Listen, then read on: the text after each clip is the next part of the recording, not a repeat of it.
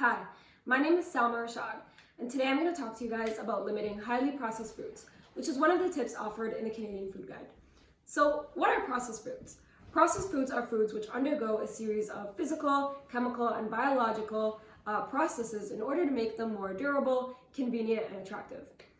The NOVA system classifies foods into 4 different categories based on their level of classification. Unprocessed or minimally processed foods come from plant or animal sources with no added substances. So these include fruits, vegetables, eggs, and poultry. Processed culinary ingredients are extracted or refined through industrial processes, and this includes sugar and salt. Processed foods are made by adding sugar, salt, and fat to make foods more durable, palatable, and to extend their shelf life. An example of this is canned foods. Highly processed foods are defined as formulations of industrial ingredients and other substances derived from foods. These foods are loaded with preservatives, dyes, artificial flavors, and highly refined ingredients.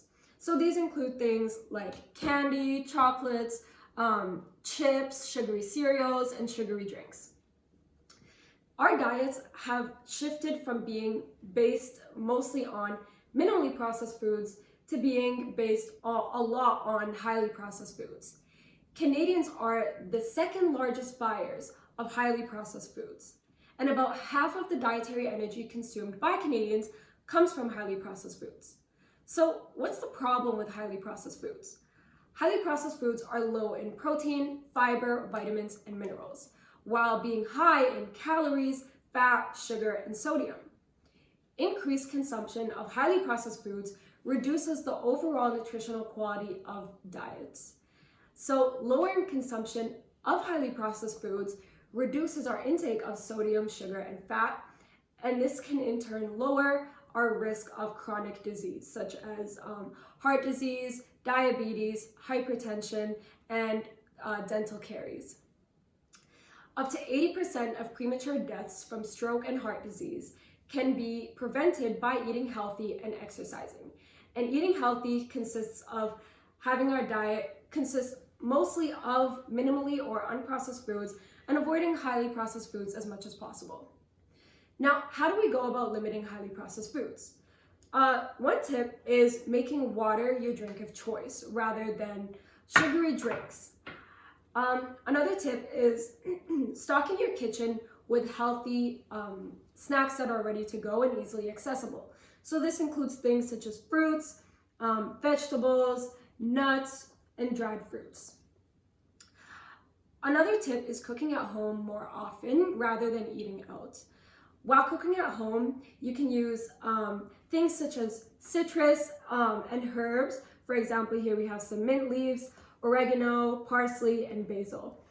By using these to add flavor, you can reduce the amount of salt that you add into your dishes. Avoid using frozen meals, canned soups, and store-bought salad dressings, and try to make your own at home using healthier alternatives.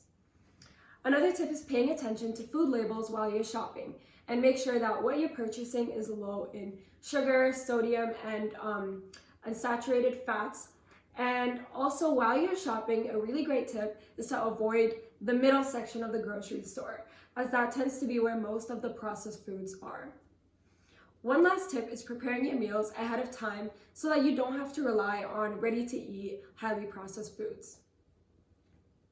Thank you so much for tuning into my video, and I hope that we can all stock our pantries with healthy, minimally processed foods and make sure our pantry looks like this and not like this. Thank you.